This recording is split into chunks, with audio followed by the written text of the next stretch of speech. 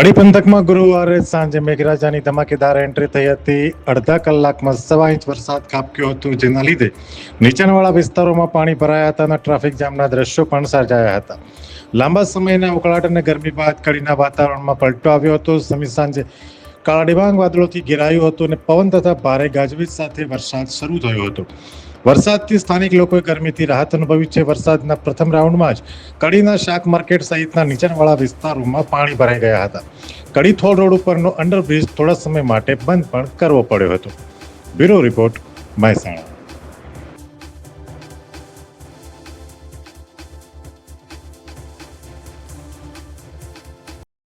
અમે તમને આપીશું પણેપણના સમાચાર। જો તમે અમારા નિર્ભય માર્ગ ન્યૂઝ ચેનલને સબસ્ક્રાઇબ કર્યું નથી તો અત્યારે જ નીચે આપેલા આઇકોન બટન પર ક્લિક કરીને સબસ્ક્રાઇબ કરો અને શેર કરવાનું ભૂલશો નહીં।